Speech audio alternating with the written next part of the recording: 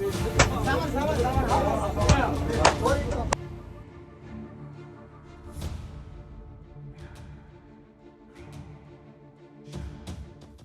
से बीजेपी विधायक राजीव सिंह परीक्षा पर वंदे भारत ट्रेन में पैसेंजर से मारपीट के आरोप लगे तो सपा प्रमुख अखिलेश यादव भी हमलावर हो गए।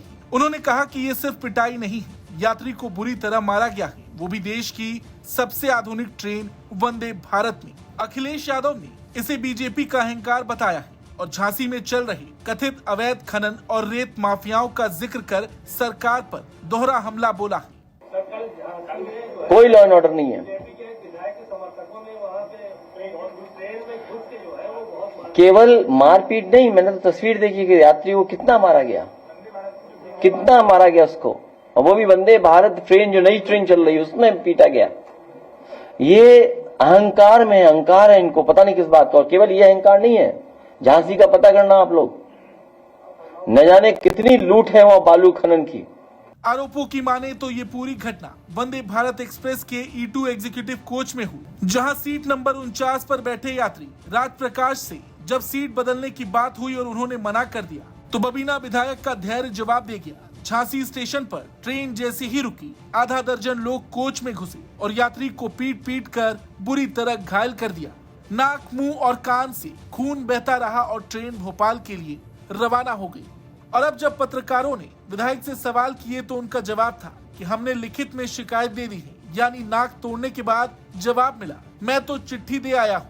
राजीव सिंह ने अपनी शिकायत में कहा कि कुछ यात्री गलत तरीके से पैर फैलाकर बैठे थे और उन्होंने केवल विनम्र आग्रह किया था। हालांकि आरोप है कि जैसे ही ट्रेन झांसी पहुंची, उनके समर्थकों ने यात्री पर धावा बोल दिया। झांसी में ट्रेन कुछ मिनट ही रुकती है, इसलिए घायल यात्री ने शिकायत भोपाल पहुंचकर दर्ज कराई।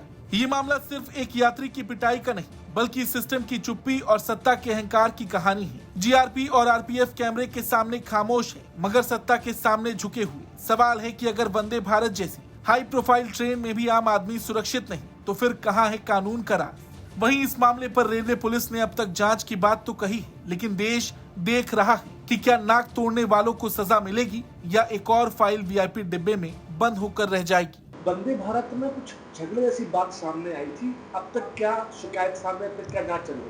इसमें एक दोनों पक्ष द्वारा अपना अपना पक्ष रखा गया है। एक तो यहाँ पे जो दूसरा पक्ष है, जो झांसी के रहने वाले हैं, उनका इन्होंने एक अपनी लिखित रूप से शिकायत दर्ज कराई है, और दूसरे पक्ष ने जो है भोपाल जाके वहाँ पे उसने दर्ज कराया है। इस संबंध में भी मैंने इंस्पेक्टर झांसी को बोला है, और ट्रेन के अंदर जब विवाद हुआ था तो ट्रेन के अंदर का फुटेज मिलने के बाद और यहाँ पे प्लेटफॉर्म से भी फुटेज लिए जा रहे हैं, उसके बाद उसको निर्णय लिया जाएगा, जो सही होगा उसके आधार पर कार्रवाई की।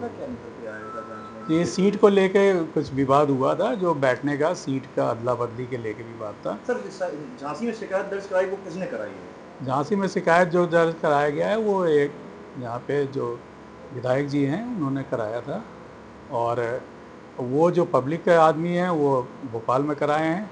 अब उसको फुटेज के आधार पे जो सही कार्रवाई होगी वो की जाएगी। ब्यूरो रिपोर्ट, यूपी तक।